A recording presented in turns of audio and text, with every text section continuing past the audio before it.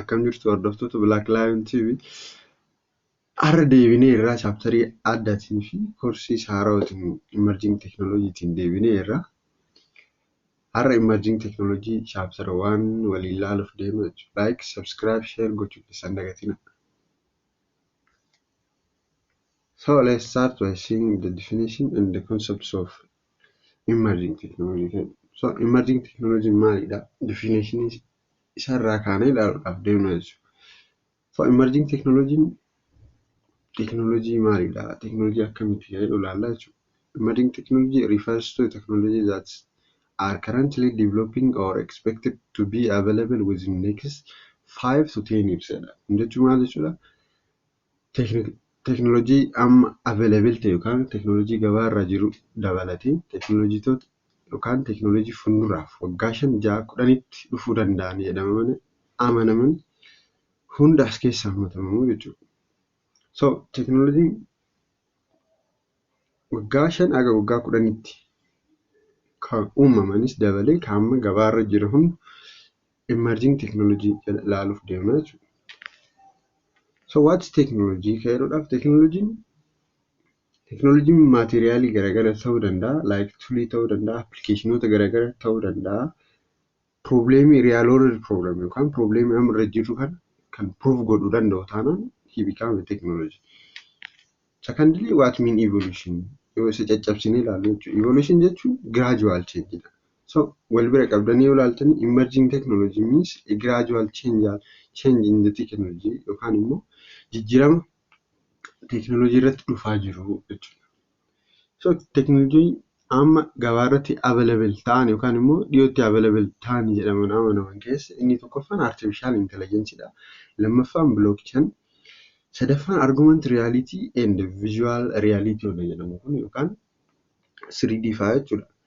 Isa afuraffaan cloud computing, faayilii keessan fa'aa daataa qabdan yookaan faayilii qabdan hundatti moobaayilii yookaan kompiitarra kaawwannaa cloud yookaan immoo intarneetii gubbaa kaa'u jechuudha. Inni afuraffaan internet of things jedhu wannuma amma kitaabarra soqaa ooltanii kana google gochtanii argachuu akka dandeettan kan ibsudha jechuudha. Yookaan immoo internet of things jechuun simply it is a way of changing that you are finding in the course of material yookaan immoo meeshaa amma itti barataa jirtan irratti argataa jirtan hunda osoo google gootanii ni argattu jechuudha. Inni afuraffaan intelligent app yookaan app kan jedhu kuni industiriiwwan garaagaraa keessatti yookaan immoo oomishaawwan garaagaraadhaaf oolu. Fakkeenyaadhaaf osoo intelligent app kan jennu kana osoo fudhanne fakkeenyaaf google speaker ga'eetu foonii irratti argitanii ta'uu danda'a. Isa osoo tuqxanii isin walii dubbatti jechuudha. Gaafii isin kennitaniif deebii ingiliffumaan isin deebifti. Like this type of technology is called intelligent app jennee waamuu dandeenya. Inni torbaffaan big data.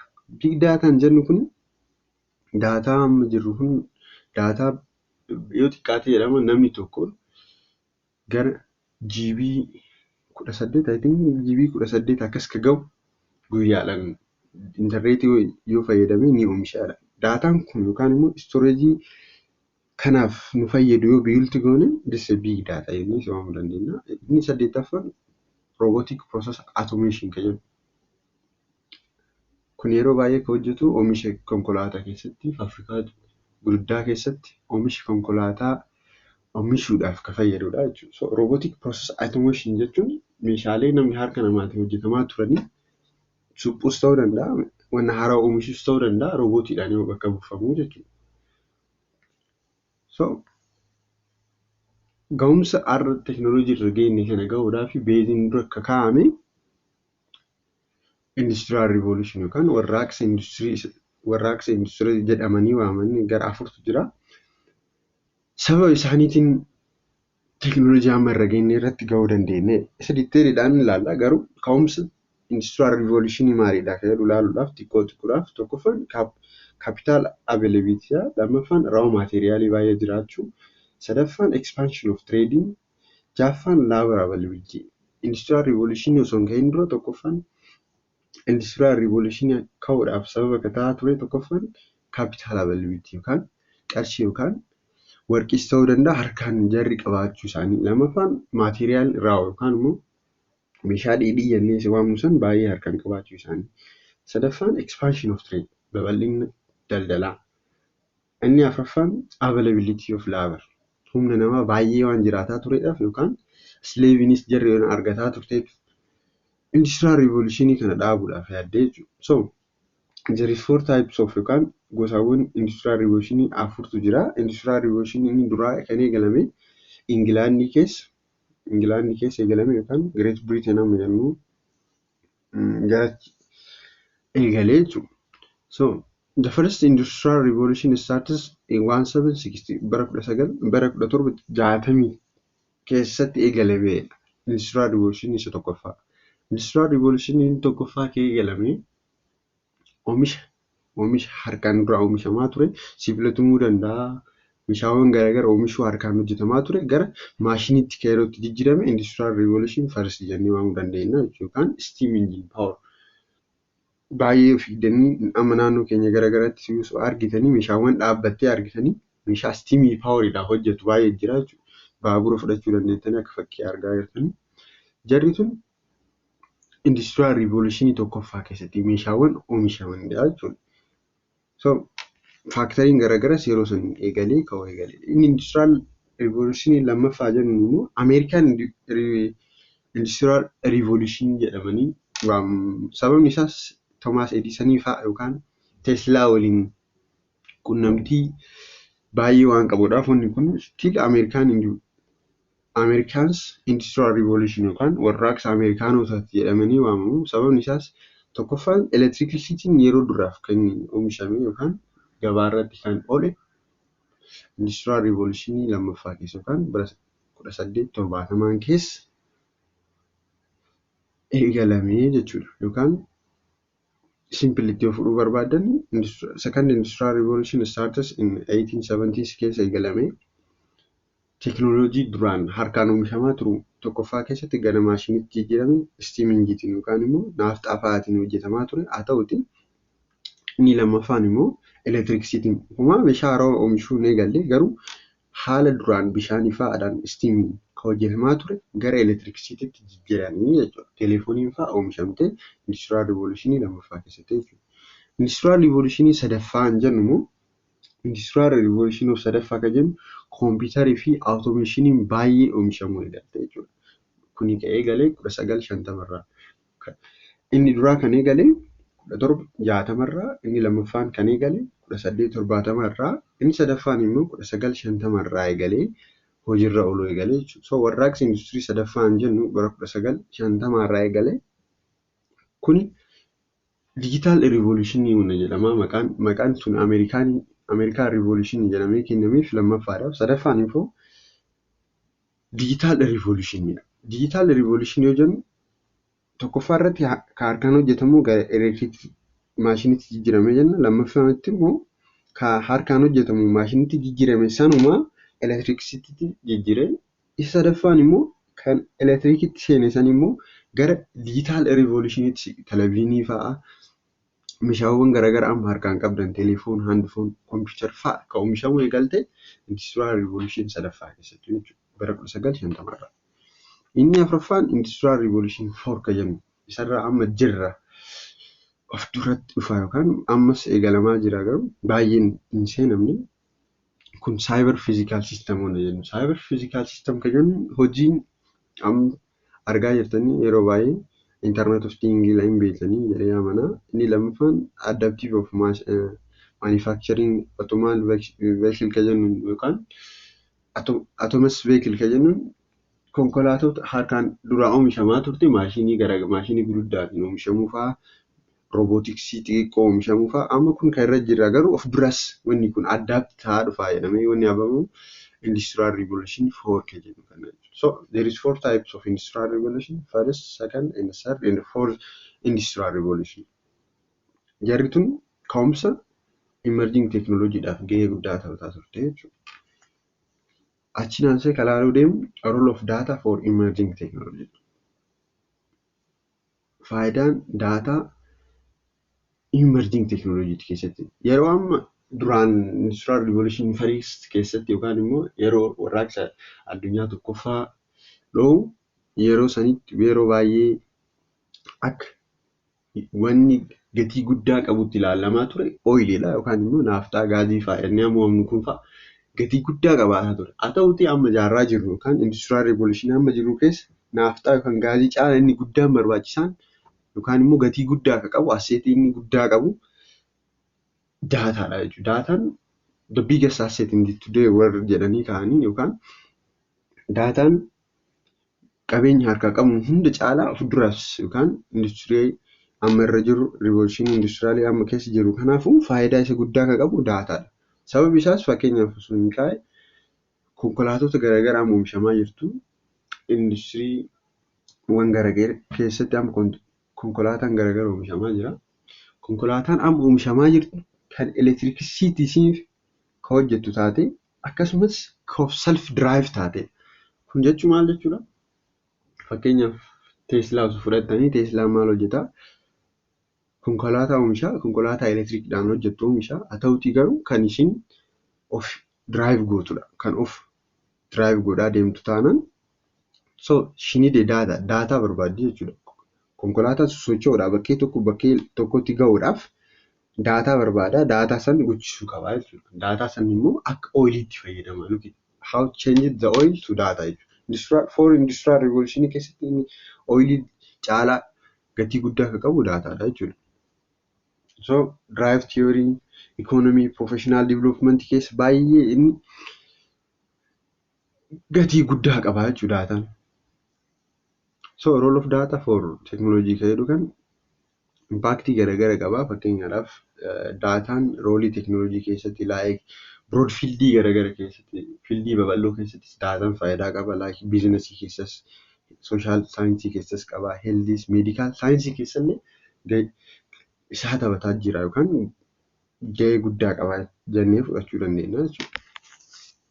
So emerging technologies big data kan jennu kun fakkeenyaaf osoo asitti ilaaluuf yaalle guyyaadhaan jechuudha. Guyyaadhaan sekandiidhaan in second there is more than 204 million email sent jedha. Kana jechuun maal jechuudha? Miniitii tokkitti keessatti dhiifama reefu sekandii jechuun miniitii tokko keessatti imeelii miiliyoona 204tu ergamaa jira. Daataa kana mulu eessatti store gochuu dandeenya jedhu sammuutti yaaduuf yaala. Paanadoor kan jedhamu keessatti immoo muuziqaa sa'aatii 61,000 kan ga'utu upload ta'aa jira. Footoo snaapchaatii, feesbuukii garaagarattuu namni guyyaadhaan yookaan sekandii takka miiliyoona 20 post godha jechuudha. Kana eessa store godhu kan jedhu yaaduu dandeettan. Tiwiitarii irratti illee akkasumatti baay'eedha.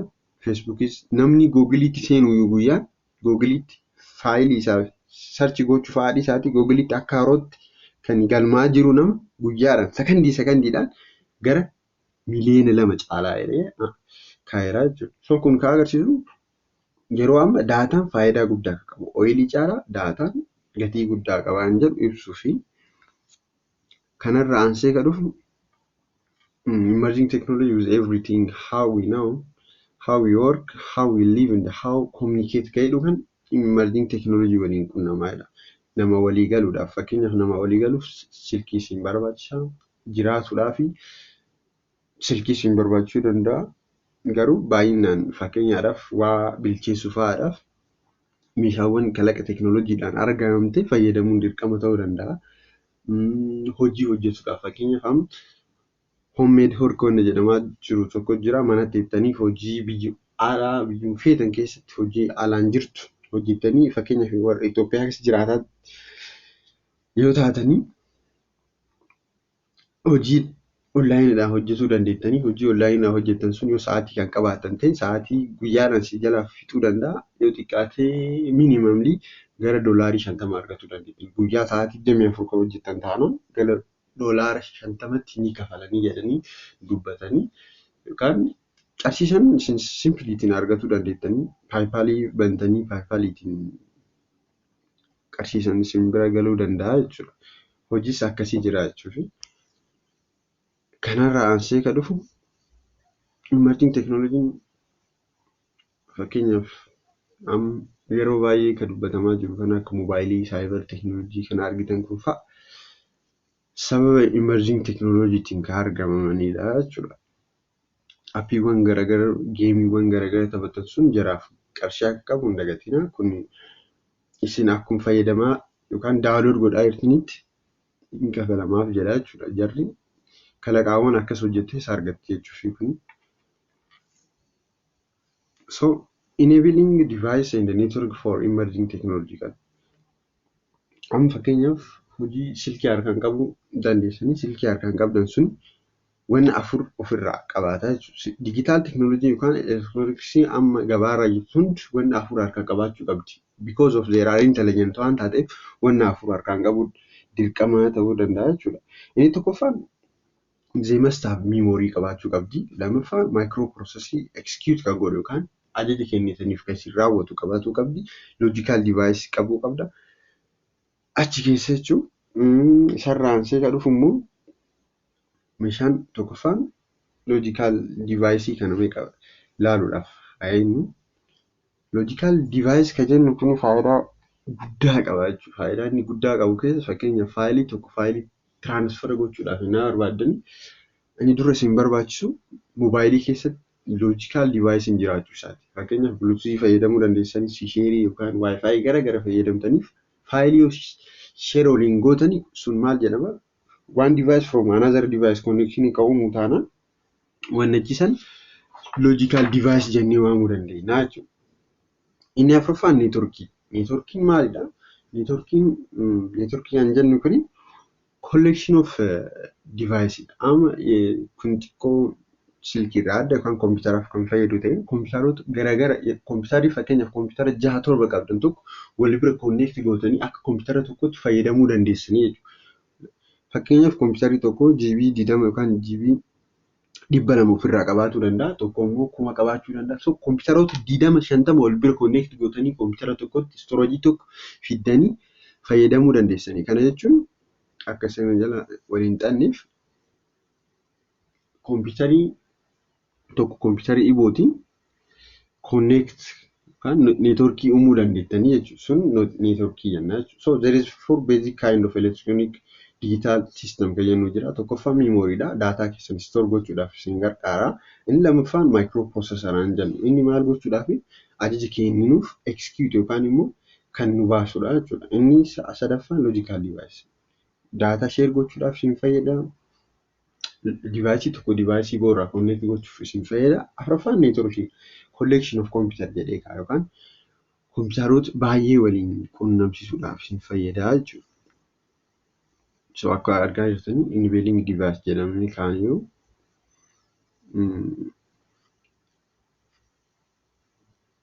so subtopiikii guddaa san jala kan jiru inni guddaan human to machine interaction kan jennu kan wal quunnamtii namaa fi maashinii akkamitti interact namni fi maashinii fakkeenyaaf roobootiin tokko ajaja keenya akkamitti fudhata maaliidhaan adeemsifamaa kan jedhu sana waliin ilaaluu deemna jechuudha. So human to machine interaction yookaan immoo human to computer interaction jennee fudhachuu dandeenya. Maashinii kan jedhu saniin qabadha. Refers to the communication and interaction between human and the machines via user interface. Kun maal jechuudha? Maashinii fi nama jidduu quunnamtii uumaa. Quunnamtiin uumamu sun garuu interference yookaan immoo meeshaa ibuu barbaada. Fakkeenyaaf roobootiidhaan wal quunnamtii uumuudhaaf soofteerii isaanii miti wal quunnamtan gochuu roobootiin sun meeshaa wayii uffachuu qaba. Fakkeenyaaf roobootii tokko harkaan tuquudhaa fi kan tuquu dandeessanii meeshaa kan isin interface kan gootan sun jiraachuu qaba jechuudha. So namni maashinii waliin walii galuu danda'a kan jedhu agarsiisuudhaaf jechuudha. Amma yeroo irra jiru kun rakkisaadha. Maashinoota garaagaraa roobootii garaagaraa uumanii kaa'uudhaaf rakkisaadha. Yookaan intelijentiin namaas akkasuma achi bal'ataa hin jiru. Ta'ullee addunyaan nama baay'ee bal'ataa jirti yookaan addunyaan yeroo kan baay'ee jechuu dandeenya. Hojiiwwan dhoksaa taatee hojjetanii harkaan qabaatanii fakkeenyaadhaaf baayoloojii fa'aa arguu dandeessanii colon systemiin jira. Jarri ammaa sababa disipiliitiin gabaarraa ooluu hin dandeenye roobootiksii garaagaraa jira. Jarri sunis gabaarraa ooluudhaaf rakkisaa ta'eera. Ta'uudhaaf illee wanni sadii isin namaaf barbaachisaadha. Kompiitarii tokkoof nama waliin quunnamtuudhaaf wanna sadii barbaachisa. Tokkoffaan yuuzeriidha. Namichi fayyadamuu barbaachisaadha. Duruu namichi jiraatu malee akkamitti fayyadamaadha. Lammaffaan kompiitariidha. Kompiitarichi uumamuu qaba. Dura kompiitarichi uumamu yaada kanarra baay'ee dubbachuu keenya dura kompiitarichi uumamudha. Inni sadaffaan immoo interaakshiniidha. Maaliin interaaktii goona? Akkamitti kompiitara isaanii walii galla jedhus yaada guddaadha jechuudha. So human to machine interface jedhamu kun immoo isin chaaptarii san jala subtopiikii sadaffaadha jechuudha. So a smooth connection between people and the machine requires interface jedha. Akkuma reefu isin eeruuf yaalla jechuudha. The place where or action by which user engage within the machine jedha. Simple sample are the light switch or the pedal and the steering wheel in the car. Fakkeenyaaf akkas reefu isin himuudhaaf yaalla. Maashinii tokko ilaala. Maashinii saayikilii wayii fudhadha. Maashinii saayikilii immoo fudhadhaati. Saayikilii oofaa jirtanii saayikilii san oofuudhaaf isin jiraatu qabdanii. Lammaffaan immoo feedaalii san tuqxan malee hin deemuu jechuudha. Feedaalii harkaan tuqxan yookaan lukaan tuqxan suni interface jedhee asirra kaa'aa jechuudha. Jastariin ta'uu danda'a, sagaleen ta'uu danda'a, wanni kun iskiriiniidhaallee ta'uu danda'a, mooziinis ta'uu danda'a. Control gootanii isa fayyadamuu qabdanii jedhee isin kaa'uuf jechuudha. Maalumatu machine interface jedhee kaa'ee. How this device work jedhuudhaaf akkamitti deviceonni kun hojjetti jedhuuf. Devices either control directly user touch and the smartphone screen or issue a verbal command jedha. Sagaleedhaan taanaan yookaan harkaan tuqxanii ajajuu dandeessanii device amma gabaarraa jirtu baay'ee mobile phone fudhachuu dandeessanii. Traffic light change color on their own when the vehicle driver over the indicated loop in the road surface jedha.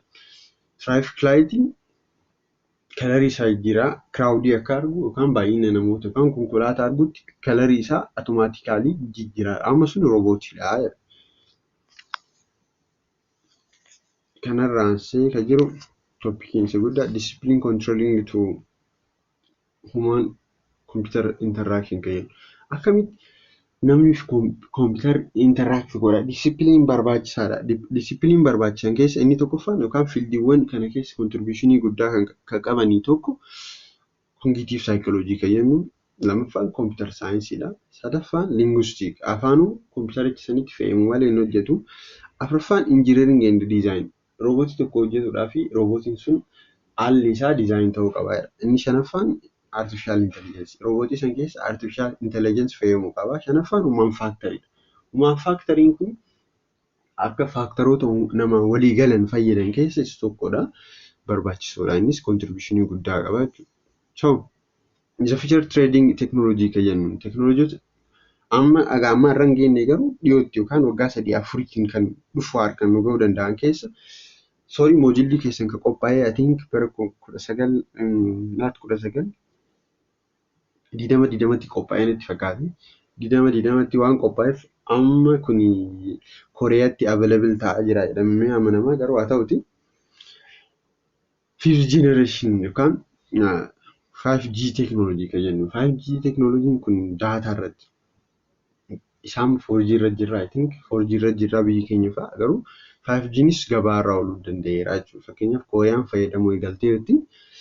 Haa ta'uti garuu kun emerging technology available taatee fi waggaa available taatu waan keessa hammattuudhaaf tokkodhaaf yaala jechuudha. Fast and high bandwidth communication kan jennu baay'ee isa amma jiru kompiitara fayyadamaa jiru kan fooyyessuudha jedhamee amanamu keessa isa tokkodha. Kuni garuu still there is debating baay'ee jira. Sababni isaas kana caalaan teknooloojiin iboo jira jedhamee amanama. Saatalaayitiidhaan intarneetii hojjetu.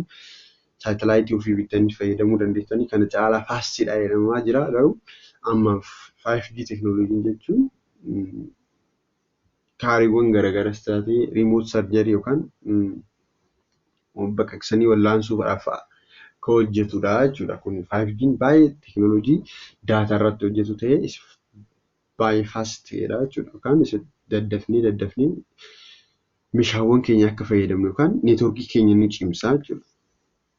Feature trading emerging technology jala amma seenaa osoo argine isa tokko bara 1991tti 2G qabaa turre, bara 1998tti 3G arganne, 2008tti immoo 4G arganne, 2020tti immoo 5G arganneerra jechuudha. So teknoolojii amma argaa jirtan kun gradual how transfer 5G tti akkam dhufaa jirre akkam as geenye. Amma 5G internetiin ka'eedhu kanas of keessa qaba.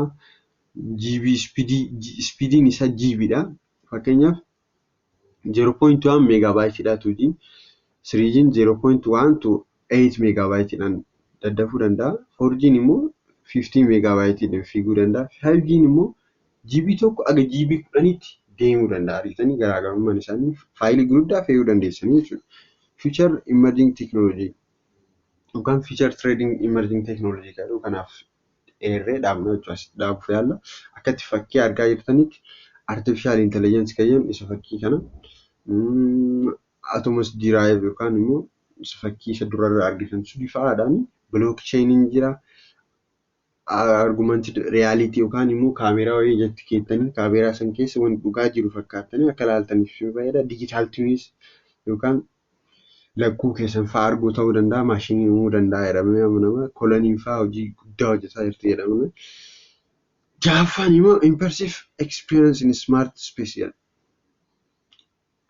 Hojii guddaa keessa wanni bakkee xiqqootti hojjetu fa'aa wal bira qabudha. Hayyee asirra fixuudhaaf yaala. Chapter 1 asirra finneerra, chapter 2 tiin deebina.